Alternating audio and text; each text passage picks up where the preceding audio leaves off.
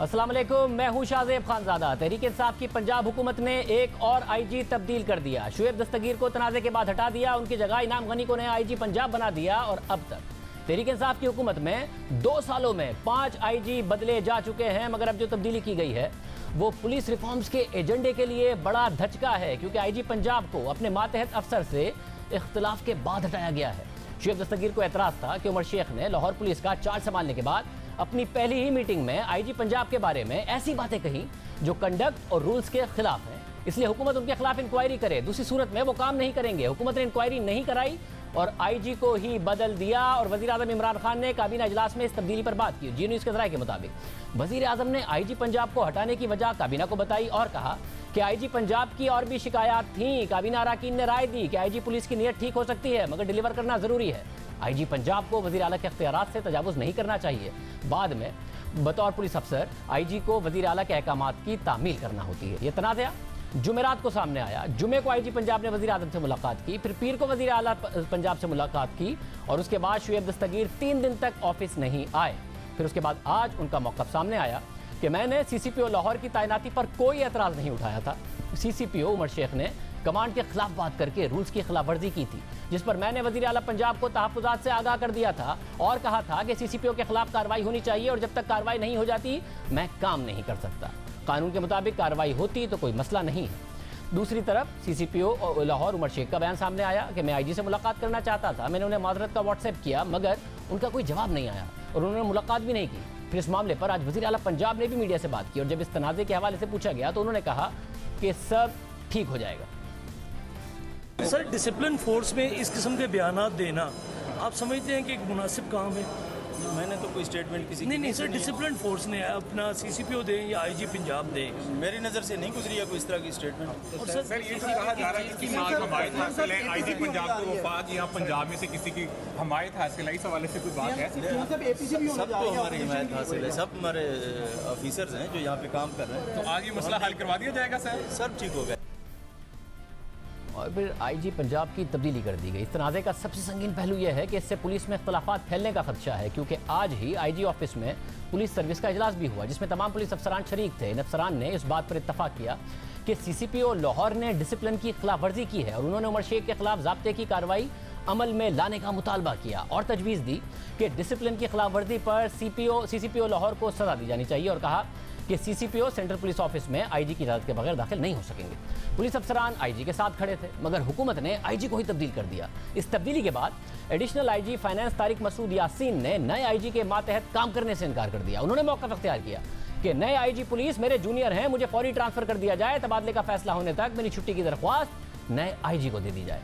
इस तब्दीली का एक और संगीन पहलू यह है कि सीसीपीओ की तकर्री को सियासी करार दिया जा रहा है। इस मामले पर सबसे पहले द न्यूज़ के एडिटर इन्वेस्टिगेशन अंसार अब्बासी ने रिपोर्ट किया था और उन्होंने अपनी खबर में बताया था कि वफाकी मुशीर की मुदाखलत पर वज़ीर आला पंजाब उस्मान बुज़दार ने उमर शेख को लाहौर पुलिस का चीफ तैनात किया, मगर पुलिस चीफ ने तैनाती के बाद लाहौर पुलिस के अफसरान से मुलाकात में आईजी पंजाब के खिलाफ बातें की, क्योंकि ये खबरें हैं कि आईजी पंजाब शुएब दस्तगीर ने उमर शेख की 21वीं ग्रेड में तरक्की की मुखालफत की थी।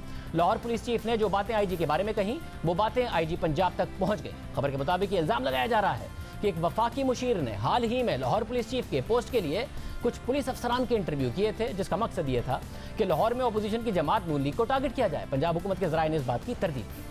नून लीग ने भी नए सीसीपीओ लाहौर उमर शेख पर इल्ज़ाम लगाया था कि वो उन्हें टारगेट कर रहे हैं। नून लीग पंजाब के सदर राना सनाउल्लाह ने बयान दिया था कि मरियम नवाज़ की पेशी पर आने वालों के खिलाफ मुकदमे में दहशतगर्दी की दफ़ात शामिल करना काबिल मज़म्मत है।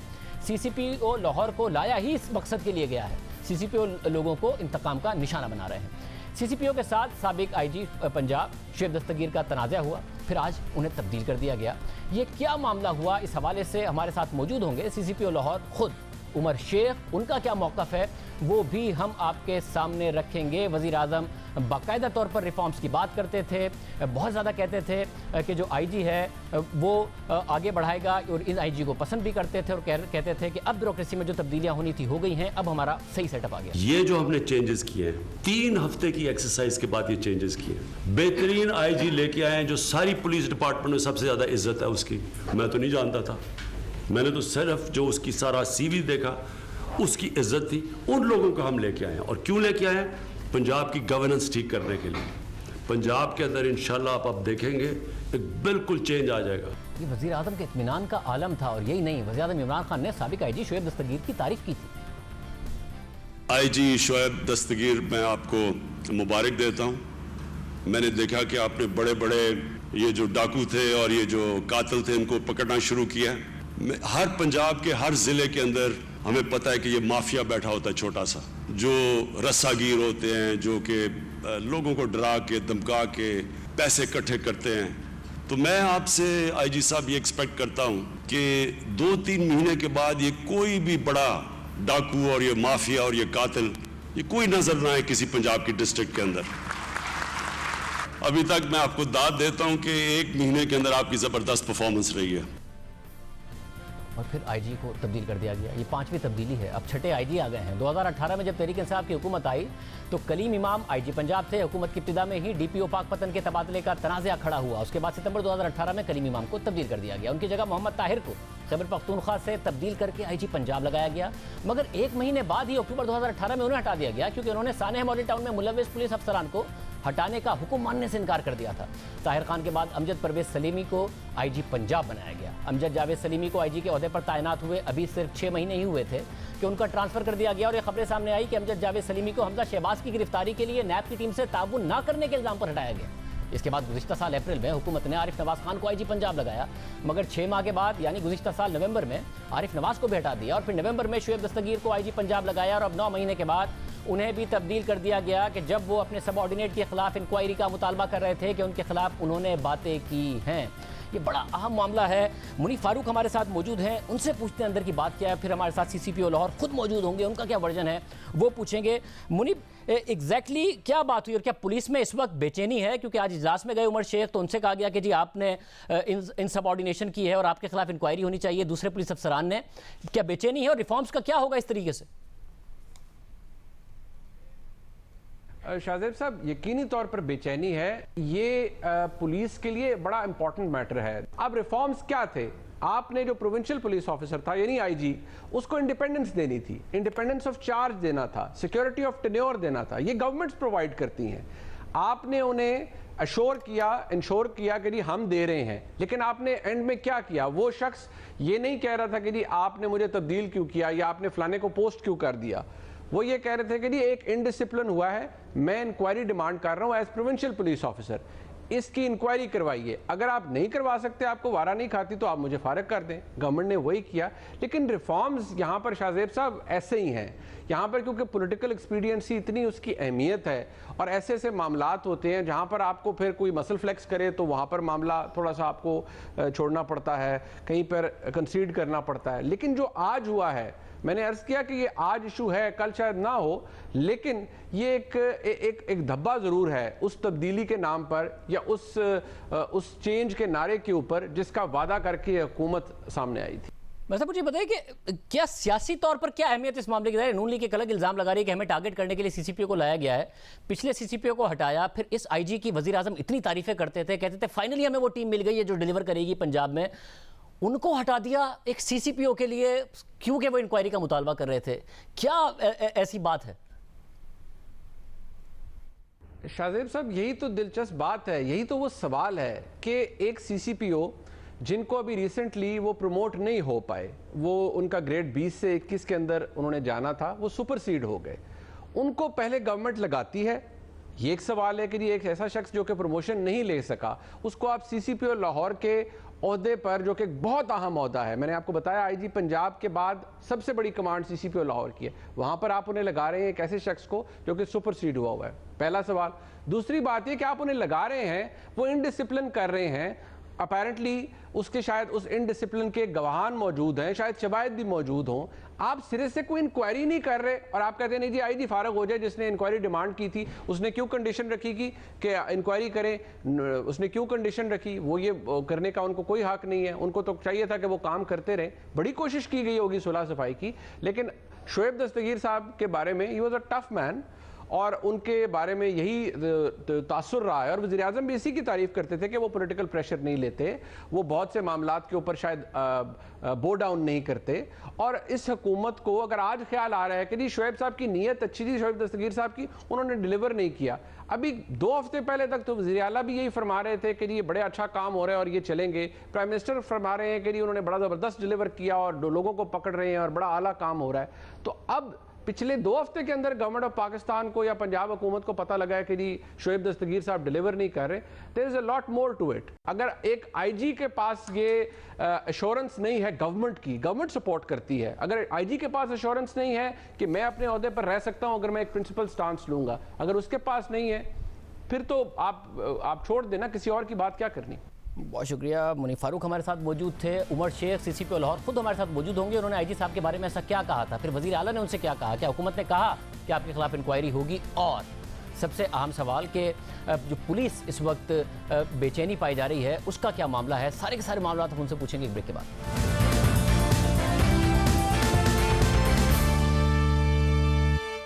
हमारे साथ सीसीपी लाहौर उमर शेख साहब मौजूद हैं। उमर शेख साहब बहुत शुक्रिया। 3-4 दिन से खबरें आ रही थी, आप और आईजी साहब खबरों में रहे। आज आईजी साहब को ओहदे से हटा दिया गया और ये खबरें आई कि जब आपने चार्ज लिया, आपकी उनसे मुलाकात हुई, उन्होंने आपको वो चार्ज दिया और कहा कानून के मुताबिक जो भी काम होता है, मगर फिर आपने सबऑर्डिनेट्स की एक मीटिंग में आईजी साहब के बारे में सही अल्फाज नहीं इस्तेमाल किए। आपने कहा इस आईजी ने भरपूर जोर लगाया कि मैं सीसीपीओ ना लगूं, मगर अब मैं सीसीपीओ लग गया हूं, मैं इस आईजी को जवाब दे नहीं हूं। आपका वर्जन क्या है, क्या मामला हुआ था? पहली तो बात यह है कि शाहज़ेब खानज़ादा साहब कि मैं चूँकि एक्सपर्ट नहीं हूँ टीवी के प्रोग्राम्स का, और शायद ये मेरा फर्स्ट बीपर है या जो भी इसको टेक्निकली आप कहते हैं, तो मेरे कुछ अगर मैं जवाब इधर उधर हो जाऊँ तो मुझे माफ़ कीजिएगा।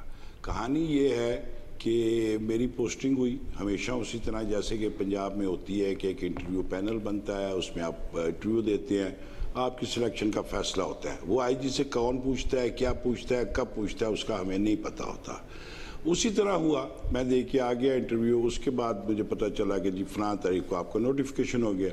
अर्ली मॉर्निंग में मैं चला गया, जाके मैंने अपना इनको कॉल ऑन किया, डायरेक्शंस ली और मैं ऑफिस में आ गया, मीटिंग कॉल की। अब कहानी ये है कि लाहौर का आपको पता है बहुत बड़ा सेटअप है और सीसीपीओ की बहुत बड़ी कमांड है। यहाँ पे लास्ट टाइम जब मॉडल टाउन का इंसिडेंट हुआ था तो उस वक्त भी ये हुआ था कि जब 14 कत्ल हो गए, पुलिस की कहते हैं कि वहाँ पे उस वक्त मसले लैप्सेस थे, तो आईजी जो हमारे उस वक्त के मुश्ताक सकेरा साहब थे उनको जुडिशल कमीशन में बुलाया गया। तो उनसे पूछा गया जी आपका क्या टेक है, ये 14 मर्डर। उन्होंने कहा जी मेरा क्या टेक है, capital city is a separate police district और इसकी पूरी इसके लैप्सेस, एक्शंस, ओमिशंस की जिम्मेदारी सीसीपीओ की होती है। और ये आप चैप्टर 3 अगर हमारा खोल लें पुलिस ऑर्डर का तो आर्टिकल 6 पढ़ लें, आपको पता चल जाएगा। अब ये बात आप पुलिस वालों को पुलिस की जुबान में समझा सकते हैं, लॉ की जुबान में तो नहीं समझाई जा सकती। सो आई टोल्ड देम कि बात ये है बेटा कि इसकी सारी ओमिशन कमीशन की जिम्मेदारी हमारी है। हम बड़ी पोलराइज्ड फजा में पुलिसिंग कर रहे हैं आजकल। ये वो ज़माना नहीं है जनरल मुशर्रफ साहब का था या उससे पहले का दौर था। ये बड़ी हाईली चार्ज और पोलराइज्ड किस्म की एटमॉस्फेयर है। लिहाजा कहीं से भी ऑर्डर आए, इवन आईजी ऑफिस से, आपने मुझसे क्लियरेंस लेनी है। ये मेरा मैसेज है। अगर ये गलत है, अब इसके बाद 2 धड़े क्रिएट हो गए, क्योंकि पुलिस वालों को ये पता है कि मेरी पुरानी रेपुटेशन है कि मेरा एक उमर शेख फार्मूला है। बड़ा सिंपल है, क्या, पुलिसिंग ऑफ द पुलिस। क्यों कि ये पुलिस अब शो का नोटिस और अपना एक्सप्लेनेशन जो सस्पेंशन से ठीक होने वाली नहीं रही। खान साहब का क्या है विजन कि हम इसको ठीक करें, हम इसकी पब्लिक सर्विस डिलीवरी को ठीक करें, हम कंपैशनेट बनाएं। ये पुलिस कंपैशनेट नहीं बनेगी। ये सब झूठे दावे हैं जब तक आप इनकी गर्दन पे सवार नहीं होंगे। उमर शेख साहब, आपने कहा कानून के मुताबिक आपने बात की, क्या आपने आईजी साहब की बुराइयां भी की कि ये नहीं चाहते थे मैं प्रमोट हूं, ये नहीं चाहते थे कि मैं सीसीपीओ बनूं, मुझे वजीर आजम और वजीर आला ने लगाया है? हाँ, मैं ये बिल्कुल नहीं, ऐसी कोई बात नहीं कही। मैंने ये कहा कि अगरचे कि आईजी साहब का मेरे ऊपर एतबार कम है, अगरचे मैंने ये बात कही, लेकिन मुझे लगाया गया है। लिहाजा मैं ये हो सकता है कि मैं अपनी फोर्स को कहूँ डिसिप्लिन में आओ, कमांड में आओ, और मैं कहूँ कि मैंने कमांड में नहीं आना। मैं पिछले 30 साल से 28 साल से नौकरी कर रहा हूँ, 10 जिलों का मैं डीपीओ रहा हूँ, मैं 4 साल वॉशिंगटन में नौकरी करके आऊँ, मेरा प्रोफाइल तो देखें। मगर आपने क्या साथ में, मतलब आपने साथ में ये भी कहा कि आईजी नहीं चाहते थे मैं लगूं, मगर अब मैं आ गया हूं और मैं उनको जवाबदेह नहीं हूं। सवाल गलत है, ये मैं आपको बताऊं।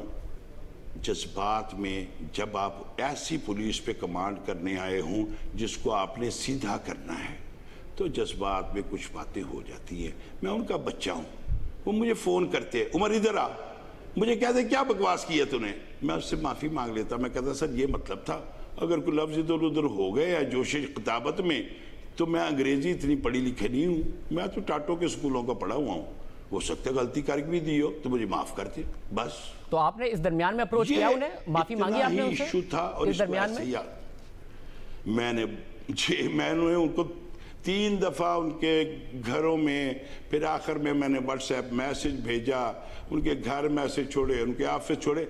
आज भी जब इन्होंने, आपको पता होगा कि हमारी पीएसपी एसोसिएशन पंजाब चैप्टर ने एक मीटिंग बुलाई थी, मैं उस मीटिंग में खुद गया। मैंने कहा जी मैं इसका मेंबर हूँ। उन्होंने कहा जी हम सॉलिडरिटी ऑफ आईजी के लिए खड़े हुए हैं। मैं कहा मैं भी खड़ा हुआ हूँ, मैं उसकी सॉलिडरिटी से बात हूँ, मैं उसकी कमांड में नहीं हूँ। मगर उन्होंने आपको ये भी कहा, मैंने कहा मेरी पोस्टिंग के बाद मुझे सिर्फ 2 ऑर्डर, जी उन्होंने आपको ये भी कहा ना कि आपने इन सब ऑर्डिनेशन की है, आपने मिसकंडक्ट किया है, उन्होंने ये भी कहा आपसे, आपके साथी पुलिस ऑफिसर्स ने। ये पुलिस का कोई ऑफिसर मुझे नहीं कह सकता, ये सारे मेरे बैचमेट हैं। मैं 18th कॉमन का हूं, उस वक्त मैं एक और ग्रुप में था। नहीं, मगर जब उन्होंने आपसे कहा कि हम आईजी के साथ खड़े हैं, तो आईजी के साथ क्यों खड़े थे? अगर आपने मिसकंडक्ट नहीं किया तो आईजी के साथ क्यों खड़े थे? जब उन्होंने आपसे कहा कि आईजी के साथ खड़े, जिस पर आपने कहा मैं भी आईजी के साथ खड़ा हूं। नहीं, उनका ये ख्याल था कि गवर्नमेंट आईजी साहब को हटा रही है। वो आईजी साहब के साथ मेरे लिए नहीं, मेरे खिलाफ नहीं खड़े हुए थे, वो गवर्नमेंट के खिलाफ खड़े हुए थे। ये क्या बात करते हैं? आज किसने मीटिंग बुलाई थी इधर? इसलिए कि गवर्नमेंट, किसने मीटिंग बुलाई थी लाहौर में? इसलिए कि गवर्नमेंट वजीर आजम के पसंदीदा आईजी के खिलाफ आपके साथ खड़ी थी, इसलिए वो अपने आईजी के साथ खड़े थे। तो आपसे वजीर आला ने क्या कहा? नहीं, पसंदीदा या नापसंदीदा की बात नहीं है, बड़ी क्लियर गेम है। मैं आया हूं, मैं 3 महीने में खुल जाऊंगा। जो मेरे से पहला सीसीपीओ था उसको 6 महीने हो गए थे, उसे वो खुल गया था। मतलब अगर वजीर आला ने आपसे क्या कहा? उमर सिंह, वजीर आला ने आपसे क्या कहा? वजीर आला से कंसीडर किया? वजीर आला से आपकी मुलाकात हुई होगी, उन्होंने क्या कहा? वजीर आला ने मुझे कुछ नहीं कहा, वजीर आला साहब ने मुझे बुलाया था, ज़ाहिर में गया, मेरा मौक़िफ़ लिया और उन्होंने कहा कि आप जो है ना कोशिश करें कि इस इशू को इन हाउस रिजॉल्व करें। इन हाउस क्या था? मैंने उन्हें कहा कि जी मैं जाता हूं, मैं अनकंडीशनल अपोलोजाइज करता हूं, मैं सराइकी इलाके का बंदा हूं, हम तो बुजुर्गों को मिलते ही घुटनों पे हाथ लगा के हैं। मगर आईजी साहब मैं जाता हूं, मैं उनके घुटनों को हाथ लगाता हूं, मेरा आईजी है। आईजी साहब ने आपकी इंक्वायरी का मुतालबा किया कि आपके खिलाफ इंक्वायरी हो, तो चीफ मिनिस्टर ने नहीं कहा कि आपके खिलाफ इंक्वायरी होनी चाहिए, आपने जो बातें की हैं वो आपको नहीं करनी चाहिए थी? नहीं, मुझे ऐसी किसी बात का नहीं पता, ये आप मुझे बता रहे हैं। मैं बिल्कुल चाहता हूं कि अगर वो इंक्वायरी कराना चाहते हैं, मेरे बॉस हैं, वो बिल्कुल उनको अथॉरिटी है, मैं उनका सबऑर्डिनेट हूं, मेरी इंक्वायरी कराएं।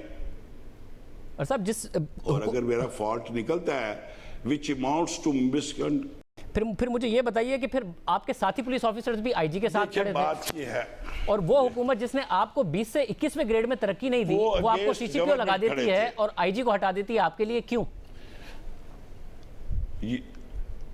हाँ, मैं इसकी इंक्वायरी चाहूंगा।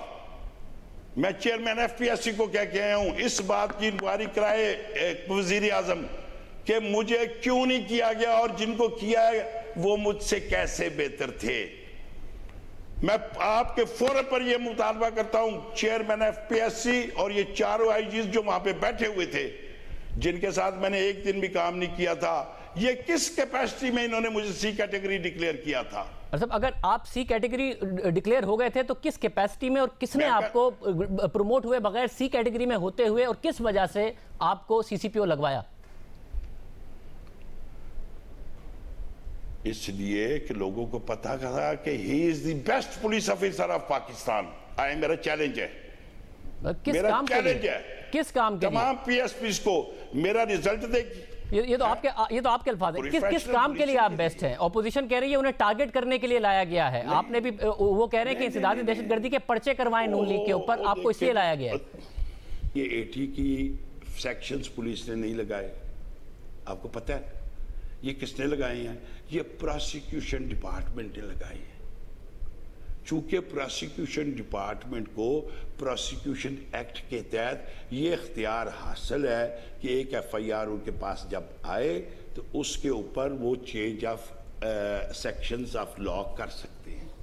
उन्होंने अपना इख्तियार इस्तेमाल किया, उन्होंने सेक्शन ऑफ लॉ लगा दिए, बात खत्म होगी। पुलिस ने नहीं लगाई, मैंने नून लीग आप पर इल्जाम मेरे लगा आने रही के है। बाद नहीं लगे। अच्छा, नून लीग आपके हवाले से कह रही है कि आप उनके कारकुनों को टारगेट कर रहे हैं, आपको इसीलिए सीसीपीओ लगाया गया है, पिछले सीसीपीओ को हटाया गया है और आपके लिए आईजी को भी कुर्बान कर दिया गया है। सी कैटेगरी में आप थे, 20 से 21 ग्रेड की आपकी तरक्की नहीं हुई थी, उसके बावजूद आपको लाया गया है। हाँ, इसलिए आप देखिए मैं 10 साल 10 पुलिस डिस्ट्रिक्ट्स में मैं डीपीओ रहा हूँ। 1997 से लेके 2008 तक 6 आईजीज ने मुझे लगाया है सिंध और पंजाब में। मैं सिंध में रहा हूँ, नवाबशाह, लाड़काना, जैकबाबाद, जामशोरो, हैदराबाद। मैं यहाँ पे रहा हूँ, सरगोदा, बावलगर, हाफजाबाद। फिर मुझे सिलेक्ट करके भेजा गया वाशिंगटन। उमर सिंह फिर साहब, वाशिंगटन वालों ने सिलेक्ट करके मुझे भेजा गुआंतानामो बे। इसीलिए ग्रेड 20 तक पहुंचे ना, मगर ग्रेड 21 तक नहीं पहुंचे इसी हुकूमत में। और उसके बाद अचानक सीसीपीओ लग गए, पिछले सीसीपीओ हट गए, आईजी साहब कुर्बान हो गए, ऑपोजिशन के लिए उन्हें टारगेट करने के लिए आए हैं। क्यों सर? और आपको सर, क्या वजीर आजम के किसी एडवाइजर ने लगवाया? नहीं, हरगिज नहीं शाहजेब, कोई किसी ने नहीं लगवाया। मेरी एक काउंसलर की भी मेरी वो नहीं है बैकिंग। मैं आपको बता रहा हूँ, मेरा तल्लक है खानपुर डिस्ट्रिक्ट रहीम यार खां से, जहाँ 40 साल पहले कोई एएसपी नहीं आया, 30 साल अब हो गए हैं कोई एएसपी नहीं आया, 70 साल हो गए हैं। यानी तो खुदा ने मेरे अंदर कोई ऐसी चीज डाली थी, मेरी माँ ने मेरे अंदर कोई जज्बा डाला था कि मैं उठ के यहाँ तक आया हूँ। साहब, और आप इंक्वायरी के लिए तैयार हैं? चीफ मिनिस्टर ने तो आपसे नहीं कहा, आज वजीर आजम ने भी कुछ नहीं कहा, वफाकी हुकूमत की तरफ से भी कोई राब्ता नहीं किया गया कि जी आपकी इंक्वायरी, आपसे किसी ने कोई सवाल ही नहीं पूछा कि आपको ये नहीं कहना चाहिए था? वफाकी सूबाई किसी हुकूमत ने, किसी ने कुछ नहीं कहा आपसे? नहीं नहीं नहीं नहीं, क्योंकि लोगों को ट्रस्ट है कि मैं डिसरिस्पेक्ट इंटेंडेड नहीं थी, और मैंने ये अल्फाज मीटिंग में भी कहे हैं। बहुत शुक्रिया। सीसीपीओ साहब हमारे साथ मौजूद थे, वो कह रहे हैं ट्रस्ट है, मुझसे किसी ने सवाल नहीं किया, आईजी साहब को हटा दिया गया है। प्रोग्राम में एक ब्रेक शामिल करते हैं।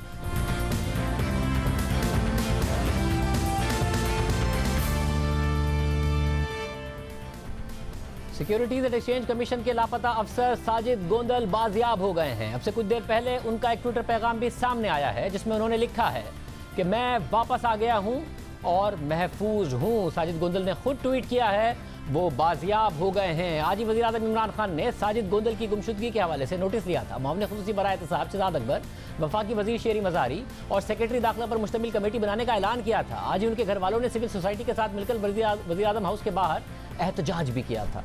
साजिद गोंदल 3 सितंबर को इस्लामाबाद से अगवा हो गए थे, जिसके बाद उनकी वालदा ने इस्लामाबाद हाई कोर्ट में गुमशुदगी के खिलाफ दरख्वास्त दायर की थी, जिस पर अदालत ने गुज़िश्ता समाअत में सेक्रेटरी दाखिला पर बरहमी का इजहार किया था। साथ ही उन्होंने इस्लामाबाद में अमन अमान की सूरत हाल पर सवालात भी उठाए थे।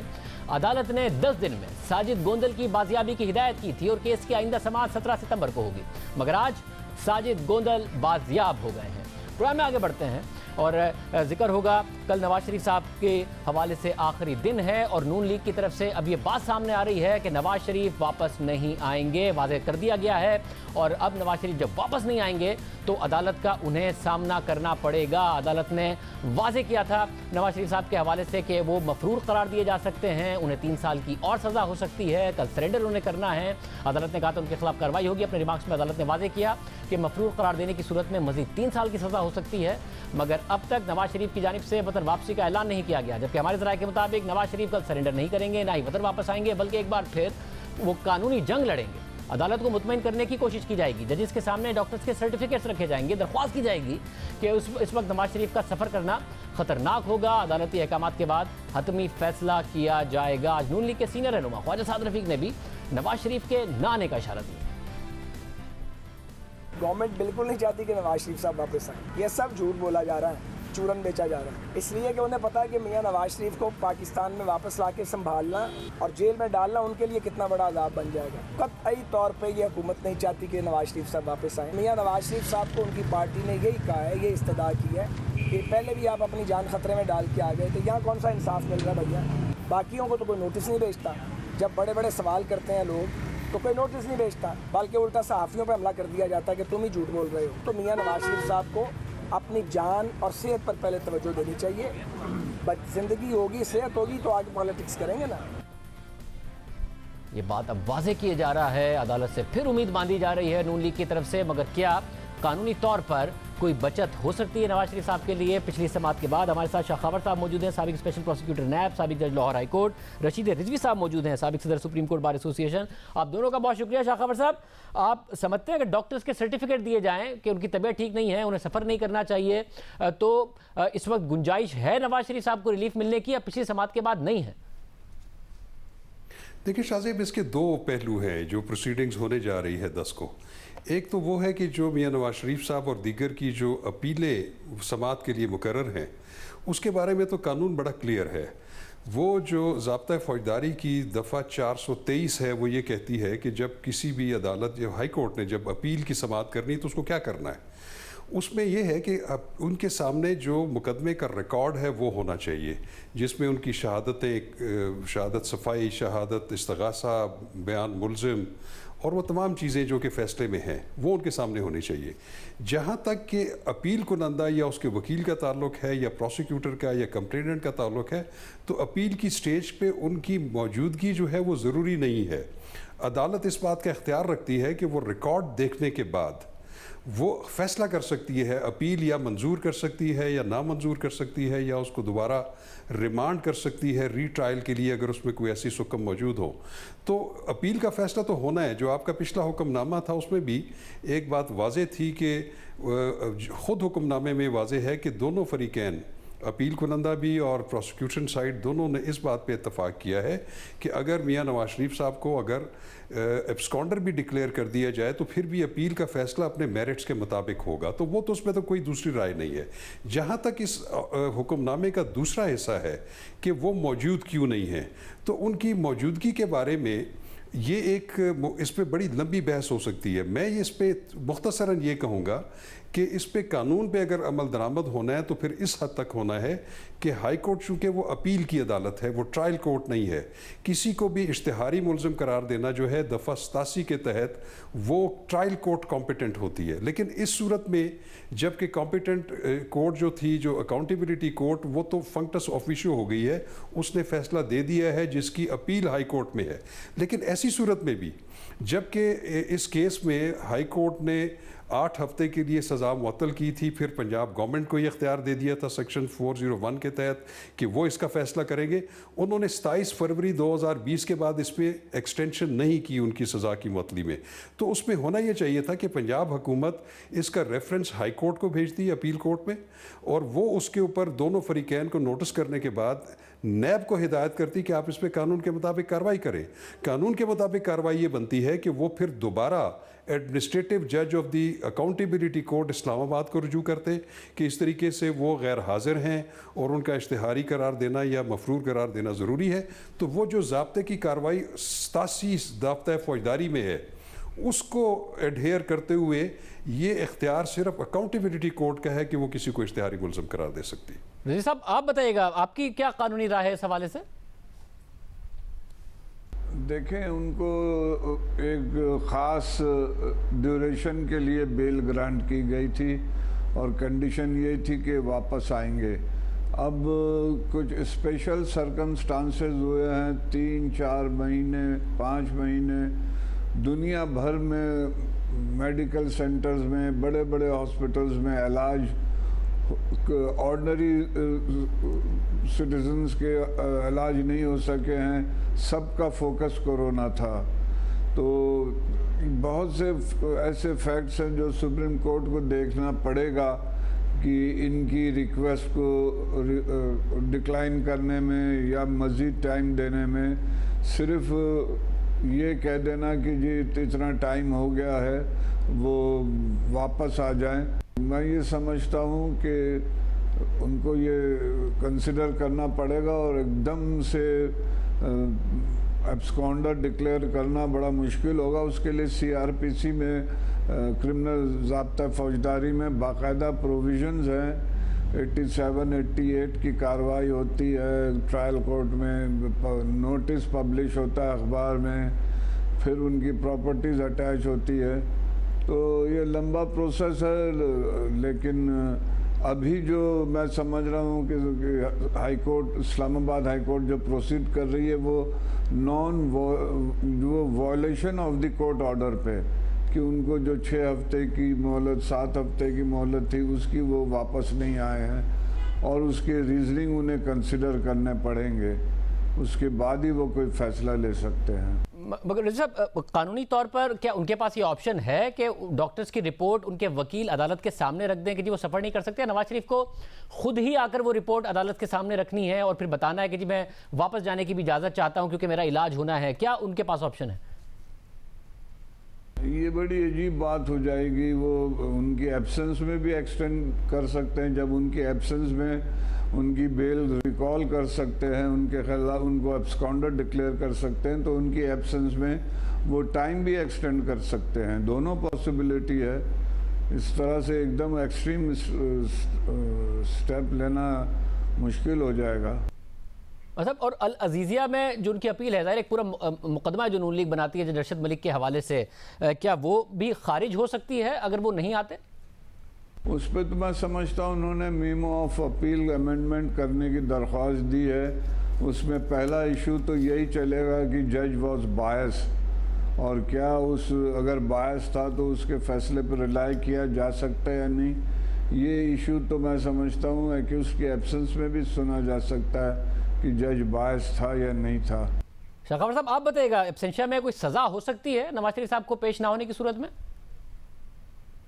उनको शायद ये भी अंदिया दिया गया कि अगर वो पेश नहीं होते तो उनको दफ़ा 31A NAO 99 के तहत उनकी गैर मौजूदगी में या वारंट को एक्सेप्ट न करने की पादाश में या ट्रायल को अवॉइड करने की पादाश में भी उनको उनकी गैर मौजूदगी में एब्सेंशिया में 3 साल सज़ा हो सकती है।